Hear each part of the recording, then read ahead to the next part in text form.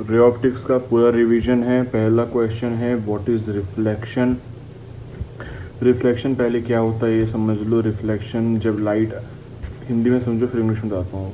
Reflection क्या होता है पूछ रहा है, जब लाइट आती है किसी सरफेस पे टकराती है और वापस चले जाती है, इसे कहते हैं रिफ्लेक्शन। इतना याद करना है, when light incident on the surface, ही छोड़ देना। It is partially sent back by the surface in the same medium through which it had come, जिस मीडियम से उसी मीडियम में छोड़ दिए। This phenomena of light is called reflection of light. अब क्या आता है, write the laws of reflection. Reflection के लाइट के लॉज क्या रहते हैं, हिंदी में समझ लो। पहला लॉ क्या है, इसके स्नेल्स लॉ भी है जो अपन आगे आगे पढ़ेंगे, तो समझ लो। इसमें और एक चीज़ ऐड होने वाली है, ये याद रखना। Angle of incident is equal to angle of reflection, मतलब कि जिस एंगल में लाइट आएगी उस एंगल में जाएगी। और क्या, इंसिडेंट रे, नॉर्मल और refracted ray all lie in the same plane, ठीक है। और ये थ्योरी मत लिखना, at the point of the incidence, ये सब फालतू की थ्योरी, किताबी भाषा है। आंसर में ये लिखना, the incident ray, the normal and the refracted ray all lie on the same plane, ठीक है। Write any two difference between regular and irregular reflection. तो देखो, रेगुलर रिफ्लेक्शन वो होता है जिसमें एक स्मूथ सरफेस में लाइट टकराई और चली गई, और इरेगुलर क्या होता है जिसमें एक रफ सरफेस में, एक रगड़ सरफेस में कोई चीज़ टकराई और लाइट चली गई, ठीक है। तो देखो इसमें डिफरेंस बताना है। रेगुलर में क्या होता है, स्मूथ सरफेस में टकराई, regular reflection takes place on the smooth surface, पहला। Irregular reflection takes place in the rough surface, दूसरा। और फिर क्या हो गया, in regular reflection parallel incident rays are reflected are also parallel. Smooth में जो पैरेलल आती हैं वो रिफ्लेक्ट होकर पैरेलली चले जाती हैं, लेकिन जो रगेड सरफेस होता है, जो डिफ्यूज्ड रिफ्लेक्शन होता है, इसमें क्या होता है, इरेगुलर रिफ्लेक्शन होता है। Irregular reflection, the refracted rays for parallel incidents are not parallel. Irregular reflection में ऐसे आएगा और पैरेलली नहीं जाएगा, तो ये याद कर लेना। इसको 2 पॉइंट में याद करो। पहला पॉइंट क्या लिखना कि रेगुलर में स्मूथ होता है, ठीक है। इसका दूसरा पॉइंट क्या हो जाएगा, इसमें पैरेलल रेस रिफ्लेक्ट होकर पैरेलली जाती हैं, और उसके दोनों पॉइंट जस्ट इसका अपोजिट कर देना, सिंपल। अब यहाँ पे आ जाओ, थोड़ा दिमाग लगाना पड़ेगा भाई, है ना। What is parallax. पैरेलैक्स क्या होता है, पैरेलैक्स, ये डेफिनेशन बहुत कठिन है, याद भी नहीं होगी तुमसे, और ये एमपी बोर्ड अप्रूव्ड डेफिनेशन है। डिस्प्लेसमेंट और difference in the apparent position viewed along two different lines of sight। जैसे तुम एक ऑब्जेक्ट को लेफ्ट आइज देखते हो, फिर राइट आइज देखते हो, तो थोड़ा ऐसे आजू बाजू दिखती है ना, तो ये जो डिफरेंस आ रहा है, इसी डिफरेंस को बोलते हैं अपन पैरेलैक्स। तो ये डेफिनेशन याद कर लेना, डिस्प्लेसमेंट और difference in apparent position viewed along two different line of sights, बस। व्हाट इज रिफ्रैक्शन, मतलब रिफ्रैक्शन क्या होता है। रिफ्रैक्शन क्या होता है, जब तुम जैसे रियर मीडियम से, मतलब रियर मीडियम से डेंसर मीडियम में जा रहे हो, हवा से पानी में जा रहे हो, तो लाइट रेज जो रहती हैं वो थोड़ी सी डेविएट हो जाती हैं नॉर्मल से। तो वो ये चीज़ को इंग्लिश में लिखा हुआ है, bending of light ray from its path passing from one medium to another medium is called refraction of light. लिख देना, फिर ये क्वेश्चन आएगा, what type of changes take place in frequency, speed, wavelength, intensity where it pass from one medium to another medium। देखो इसका पहला क्या है, आप इसमें लिखना these changes take place, what type की जगह लिखना these changes take place, और यहाँ से यहाँ तक लिख देना another। फिर पहला पॉइंट डालना क्या है, फ्रीक्वेंसी, तो फ्रीक्वेंसी रिमेन सेम, कोई चेंज नहीं आता। Speed changes, wavelength changes, intensity decreases, ऐसे करके लिखना एक एक करके। समझ में आ गया। व्हाट टाइप की जगह दीज चेंजेस लिखना, दीज लिखना, व्हाट टाइप ऑफ की जगह दीज लिखना, और सबको एक एक पॉइंट बना के लिख देना। Due to which phenomena propagation of light through optical fibre take place. अब ड्यू टू विच की जगह मतलब विच की जगह टोटल इंटरनल रिफ्लेक्शन डाल देना, टोटल इंटरनल रिफ्लेक्शन। जो इस क्वेश्चन में क्या पूछ रहा है, पहले सॉरी क्वेश्चन नंबर 6 में हिंदी में समझाया था। क्वेश्चन नंबर 6 ये कह रहा है कि जब आप एक मीडियम से दूसरे मीडियम में जा रहे हो, मतलब लाइट रेज अगर हवा से पानी में जा रही हैं तो क्या चेंजेस आते हैं। तो फ्रीक्वेंसी में क्या चेंज आता है, स्पीड में क्या चेंज आता है, और वेवलेंथ में क्या चेंज आता है, इंटेंसिटी में क्या चेंज आता है। तो फ्रीक्वेंसी चेंज नहीं होती है, स्पीड बढ़ भी सकती है, कम भी हो सकती है, वेवलेंथ बढ़ भी सकती है, कम भी हो सकती है, इंटेंसिटी हमेशा घटती है। तो कैसे लिखना है, वॉट टाइप ऑफ की जगह दीज लिख देना, और हर एक को पॉइंट बना के लिख देना फ्रीक्वेंसी, जैसे not change, speed changes, wavelength changes, intensity changes. तो थोड़ा ज़्यादा अच्छा क्वेश्चन आंसर बनेगा इसका। Question number 7, due to which phenomena propagation of light through optical fibre take place. Basically पूछ रहा है कि किस फिनोमेना के कारण, किस घटना के कारण जो ऑप्टिकल फाइबर है वो काम करता है। तो आपको टोटल इंटरनल रिफ्लेक्शन की वजह से कि काम करता है कि सारा का सारा रिफ्लेक्ट हो जाता है।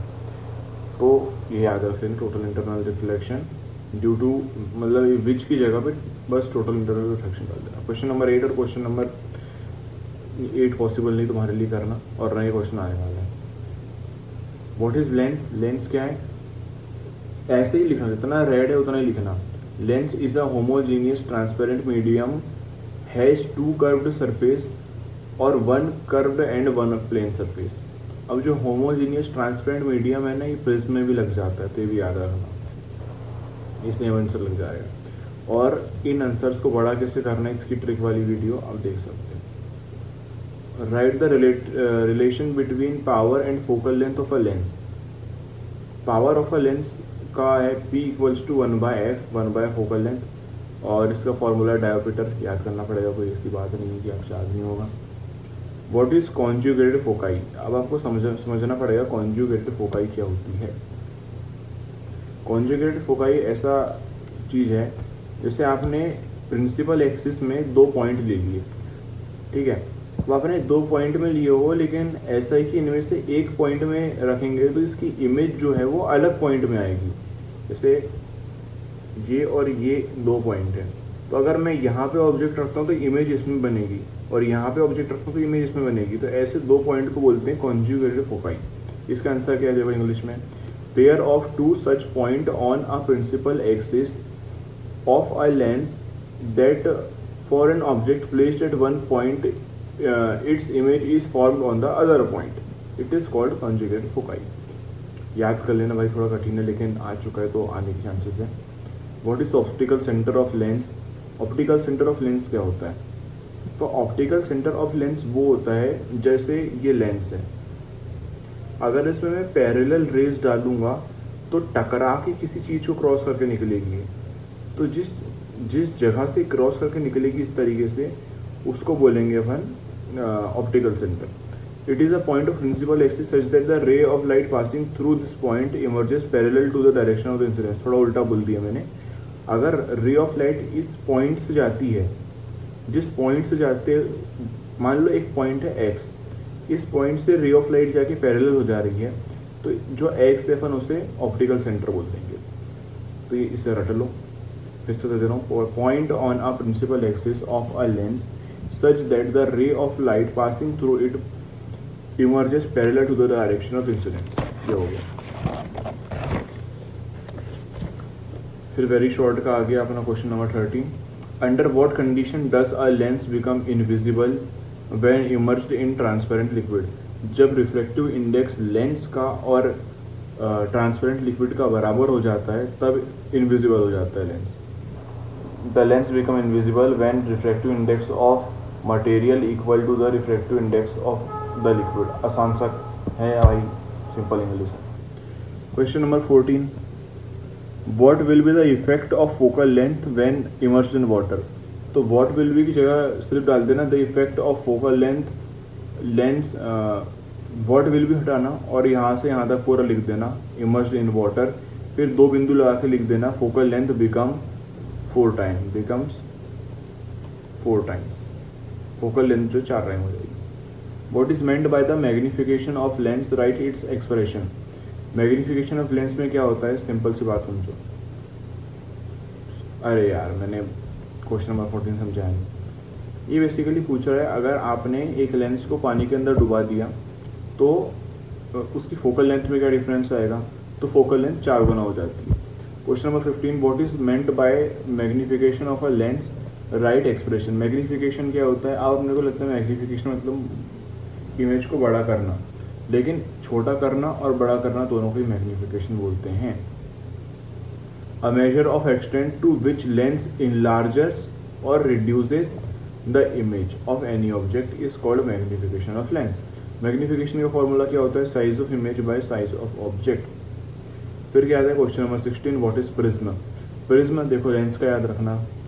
Prism is a part of homogeneous transparent medium bounded by two plane surfaces inclined at any angle. उसमें क्या था, बाउंडेड बाय 2 और 1 कर्व्ड सरफेस, ठीक है। और ये देखना विचेस को छोड़ देना है, थोड़ा दिक्कत जाएगी एग्जामिनर को, थोड़ा इंग्लिश गलत लगेगी, है ना। Question number 17, what do you understand by dispersion through prism. Dispersion क्या होता है, देखो ये क्वेश्चन पूछ रहा है कि आप प्रिज्म से डिस्पर्शन होता क्या है, समझाओ उनको थोड़ा। तो डिस्पर्शन बेसिकली ये होता है कि प्रिज्म है आपका, उसमें अगर आपने वाइट लाइट डाले, मतलब नॉर्मल सनलाइट डाले, टॉर्च की लाइट डाले, तो प्रिज्म के दूसरे साइड से 7 अलग अलग लाइट्स निकलेंगी, जो 7 कलर्स होते हैं, वाले कलर टूट के निकल जाएंगे। तो उसी को हमने लिखे, when a ray of white light passes through a prism it splits into the ray of its constituent colours along with refraction. Refraction भी होता है साथ में। This phenomenon is called dispersion of light through prism.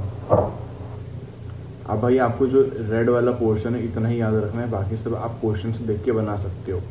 ये red वाली चीज़ को highlight करने का मतलब है, ठीक है।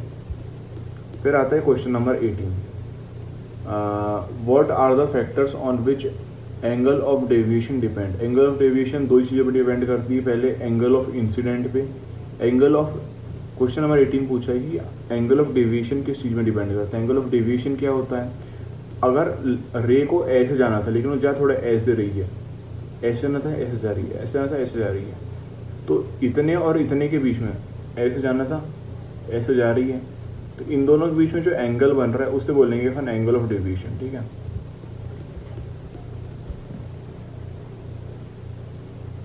ये हो गया। और तो ये किस किस में डिपेंड करता है, एंगल ऑफ इंसिडेंट में, जिस एंगल में जाना चाहिए उसमें, और दूसरी बात मटेरियल एट प्रिज्म पे, मतलब प्रिज्म के मटेरियल पे, और लाइट के वेवलेंथ पे, और एंगल ऑफ प्रिज्म पे। तो ये 4 चीज़ें आप याद रख लेना और एक एक करके पॉइंट में लिख देना।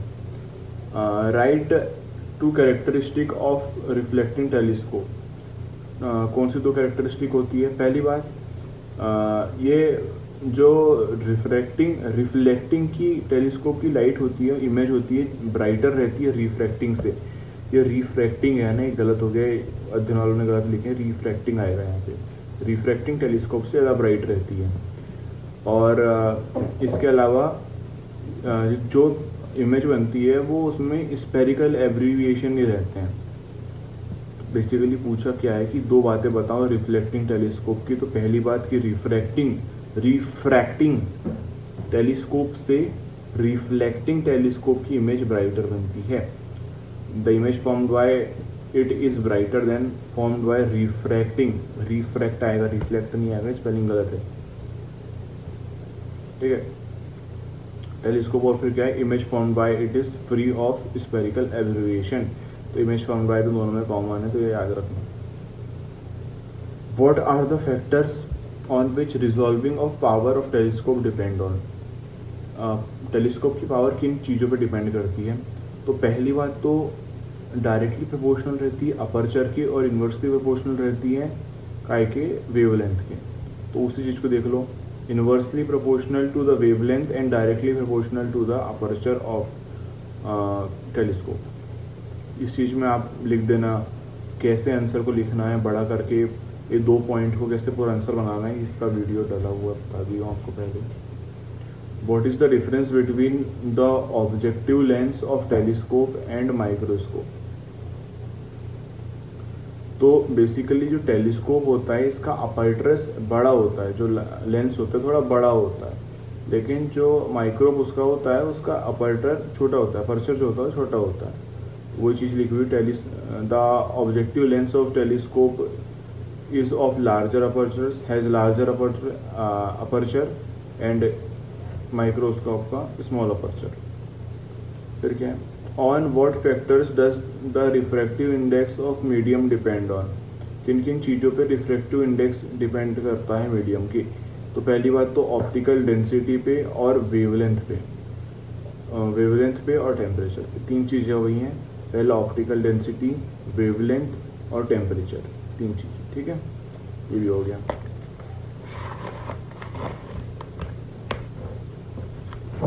Right any two difference between refractive telescope and reflective telescope. तो ये अंतर क्या है, देखो रिफ्रैक्टिव में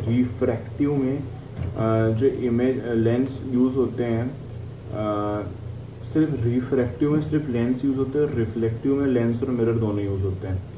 और दूसरा क्या है, रिफ्रैक्टिव में रिफ्रैक्शन वाले में जिसमें लेंस यूज़ होते हैं उसमें क्रोमेटिक एब्रीविएशन आ जाते हैं, लेकिन रिफ्लेक्टिव में कोई भी एब्रीविएशन नहीं आते हैं, ठीक है। तो ये भी याद कर लेना। अब इसके अलावा शॉर्ट आंसर करते हैं फना। शॉर्ट आंसर में ये वाला क्वेश्चन मेन है, जो क्वेश्चन मेन है बता दे रहा हूँ मैं।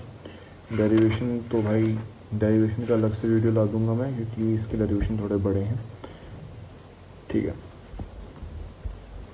Right the laws of reflection नहीं है, रिफ्रैक्शन है, ठीक है। तो दो लॉज होते हैं इसके, इंसिडेंट रे, रिफ्लेक्टेड रे और नॉर्मल रे सेम प्लेन में होते हैं। इसकी स्पेलिंग इसकी इसमें मत लिखना, बस लिखना सिंपली इसकी लैंग्वेज में लिखोगे तो पागल हो जाओगे। Incident ray, refracted ray and normal ray all lie in the same plane. जितना भी ये है ब्लू वाला है उसी को लिखना बस।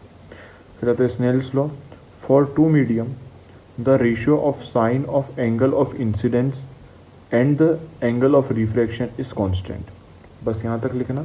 बड़ा कैसे करने आंसर को बता चुका हूँ पहले ही, sine i by sine r, video ने देखा बड़ा करने वाला आंसर का तो देख लो, equals to constant u2 by u1 equals to 1 u2, ये इस तरीके से लिख देना। फिर साइन आई क्या है, साइन आर क्या है, ये भी लिख सकते हो अगर तुम्हें आता तो, वरना कोई दिक्कत नहीं है, ठीक है। What is total internal reflection, right any two application. Total internal reflection क्या होता है, टोटल इंटरनल रिफ्लेक्शन में ऐसा होता है कि रेयर मीडियम से डेंसर मीडियम से रेयर मीडियम में लाइट रेज जाती हैं, और इसके लिए दो वो चीज़ें चाहिए रहती हैं, दो कंडीशंस रहती हैं। पहली कंडीशन रहती है कि रेयर मीडियम से डेंसर मीडियम में जाना चाहिए लाइट, दूसरी जो क्रिटिकल एंगल है उससे ज़्यादा एंगल रहना चाहिए, इंसिडेंट एंगल, ठीक है। मतलब जो लाइट रे जा रही है उसका एंगल क्रिटिकल एंगल ज़्यादा होना चाहिए। और इसका एप्लीकेशन क्या क्या होते हैं, ऑप्टिकल फाइबर और मिराज, पहले बता देते हैं, अपन बता दिए। अब ये है टोटल इंटरनल रिफ्लेक्शन की definition, light travelling in a denser medium in incidence rare medium such that angle of incident is greater than the critical angle of pair of medium, ray is reflected back into denser medium. This phenomena is called total internal reflection, ठीक है। Condition क्या है इसकी, दो condition है, ये line कैसे लिखना है पता होना चाहिए ना, ये लाइन फॉलोइंग कंडीशन ये मैंने सिखाया हुआ है वीडियो में। Light must travel from denser medium to rare medium, ठीक है। और दूसरी कंडीशन क्या है, यहाँ से यहाँ तक ही लिखना, angle of incident of light must be greater than critical angle, ये तो यहाँ से यहाँ तक लिखना, जो डब्बे के अंदर होते लिखना, of light must be greater than critical angle. Application optical fibre और मिराज। हाँ, what is the reason of twinkling star, जो आसमान में तारे चमकते हैं क्यों चमकते हैं। देखो आसमान में बहुत सारी लेयर्स होती हैं हवा की, एयर की, और इनका अलग अलग रिफ्रैक्टिव इंडेक्स होता है, ठीक है, समझ गए। तो ऐसा है ना कि टेम्परेचर के कारण और एयर करंट के कारण इनका जो रिफ्रैक्टिव इंडेक्स है वो चेंज होते रहता है। अब रिफ्रैक्टिव इंडेक्स के चेंज होने के कारण जो लाइट रेज होती हैं बार बार ऐसे ऐसे ऐसे ऐसे होती हुई आती हैं, ऐसे आनी सीधी थी लाइट रेज को, ऐसे आना था, पर वो ऐसी ऐसी ऐसी ऐसी ऐसी ऐसी ऐसी होके आती है। जिसकी वजह से वो चमकती हुई दिखती है। इंग्लिश में कैसे लिखना है, the densities of different layers of air in atmosphere are different and hence refractive indexes of these layer are different, but because of convection current in air, density and refractive index of atmospheric layer change continuously. Due to this reason, light rays from star on passing through atmosphere change their path continuously. As a result, stars appear twinkling. जितना blue है उतना लिख दोगे उसमें पूरा number मिल जाएगा। Densities of different layer in air in the atmosphere, hence refractive index of those layer are different because of, जितना ब्लू है उतना लिख दोगे तो उतने में पूरे नंबर मिल जाएंगे। चेंज दिमाग लगाने की जरूरत नहीं है। और फिर भी अगर तुमको थोड़ा एक्स्ट्रा करना है तो आंसर बड़ा करने वाला वीडियो देख लेना। इसके अलावा डेरिवेशन तो भाई अभी नहीं करा सकते, बहुत बड़ी डेरिवेशन है। 10 मिनट का एक वीडियो डाल दूंगा डेरिवेशन के लिए। कंपाउंड माइक्रोस्कोप और एस्ट्रोनॉमिकल टेलीस्कोप में क्या अंतर होता है। कंपाउंड माइक्रोस्कोप को थोड़ा समझो। कोई माइक्रोस्कोप को तुम कभी यूज़ करते हो, पास में कोई चीज़ रखते हो इतने पास में, और वह छोटी चीज़ रहती है, छोटी चीज़ को पास में रख के देखते हो कि भाई क्या चीज़ है ये। और टेलीस्कोप में क्या करते हो तुम, टेलीस्कोप में दूर में रखी बहुत बड़ी चीज़ को थोड़ा बड़ा करके देखते हो। बड़ी चीज़ तो है दूर, देख रहे हो इतने ज़्यादा दूर है वो कि छोटी दिख रही है, तो उसको बड़ा करके देख रहे हो। समझ में आ गया। और इसके अलावा क्या रहता है, कंपाउंड माइक्रोस्कोप की जो फोकल लेंथ रहती है वो कम रहती है अपनी आँखों से, अपनी आँखों से इसकी फोकल लेंथ कम रहती है। और इसकी फोकल लेंथ, भाई इसको पास में ही देखना है तो फोकल लेंथ ज़्यादा करके क्यों देखेंगे, है ना। पास में ही देखना है, इतने से दूर में देखना है तो फोकल लेंथ ज़्यादा क्यों रखना है। जबकि टेलीस्कोप को दूर दूर देखना है तो फोकल लेंथ ज़्यादा रहती है। और जो डिफरेंस रहता है अपनी आँख की फोकल लेंथ में और इसकी कंपाउंड माइक्रोस्कोप की फोकल लेंथ में बहुत कम रहता है। अगर आँख की 10 सेंटीमीटर है तो इसकी 5 सेंटीमीटर रहती है, जबकि आँख की 10 सेंटीमीटर है तो इसकी 1000 सेंटीमीटर रहेगी। जस्ट एन एग्जांपल, इससे कई गुना ज़्यादा रहती है। और इमेज जो रहती है इसकी फॉर्म होती है कंपाउंड माइक्रोस्कोप से, वो हमेशा बड़ी रहती है। और एस्ट्रोनॉमिकल टेलीस्कोप से जो इमेज फॉर्म होती है छोटी होती है। अब तुम खुद सोचो क्या छोटी होती है, तुम सोचोगे सूरज कितना बड़ा है, अर्थ से बड़ा है, लेकिन वो कितना इतना से दिखता है तुम्हें टेलीस्कोप में, इतना बड़ा दिखता है ना। इसका क्या मतलब है कि नहीं भाई, कि ऑब्जेक्ट से छोटी इमेज आ रही है।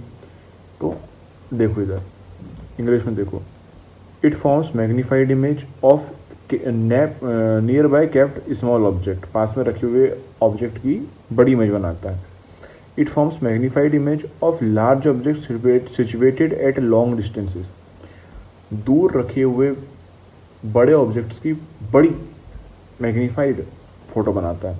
Focal length of lens is less than the focal length of eye, ठीक है, कम होती है। Focal length of lens is more than the eye. Difference between focal length of lens and focal length of eye is small. Difference between focal length of lens and eye is large.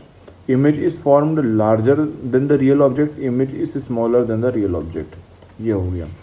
इसके बाद आपको अगर main कुछ answer बचते हैं तो वह है डेरिवेशंस और ये रे डायग्राम वाले कुछ वो फिर नेक्स्ट चैप्टर में करेंगे। पहले इतना कर लो भाई, तो तुम्हारा कुछ ना कुछ तो शॉर्ट आउट हो जाएगा। इसके बाद अपन बताते हैं क्या करना है।